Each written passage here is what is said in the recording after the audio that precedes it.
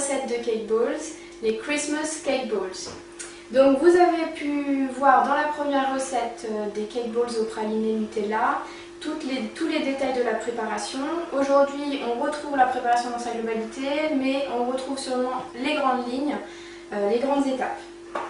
Donc pour faire un récapitulatif, je suis partie d'un gâteau au chocolat qui a été émietté. Pour cela j'ai utilisé un mixeur, mais vous pouvez également émietter à la main.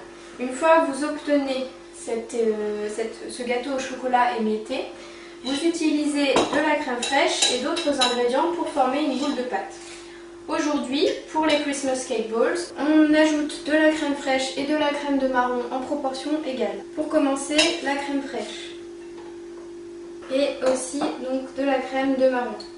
Encore une fois, comme pour la première recette, vous inquiétez pas, toutes les quantités exactes vous seront données à la fin de la recette.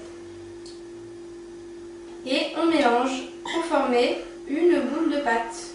On essaye de former une préparation homogène.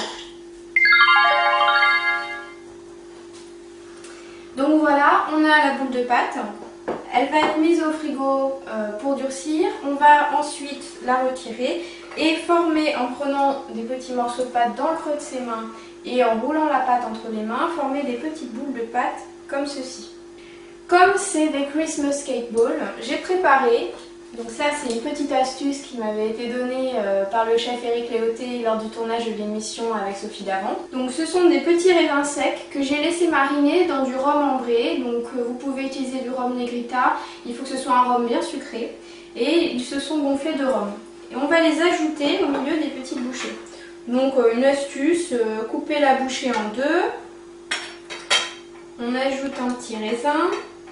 Hop, on referme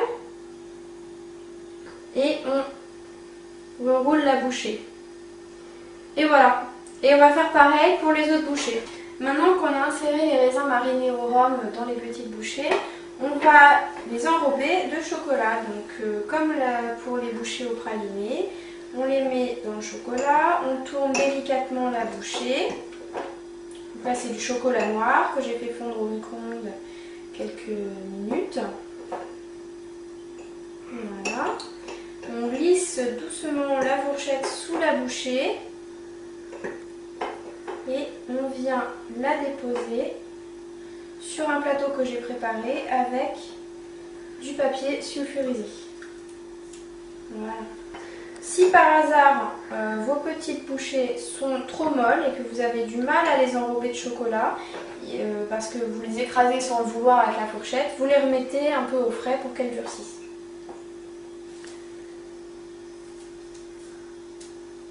Et sur ces petites bouchées, on va ajouter des morceaux de noix.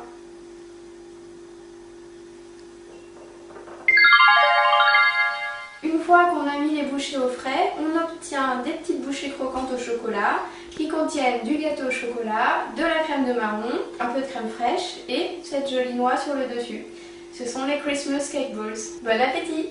Pour faire une jolie table et présenter vos cake balls, vous pouvez par exemple les présenter donc dans des petites assiettes individuelles comme ceci. Et vous pouvez également utiliser des boîtes en plexiglas comme ici. Donc c'est toujours le même fabricant que cette boîte, boutique en couleur. Et là, ce qui est vraiment sympa, c'est que vous pouvez écrire des petits messages sympathiques, c'est joli. Et puis surtout, l'intérêt de la boîte, c'est que c'est une boîte hermétique qui conserve bien vos aliments. Vous pouvez la mettre au frigo, la déposer sur la table, la laisser dans la cuisine en décoration. Voilà, c'est vraiment pratique et très esthétique.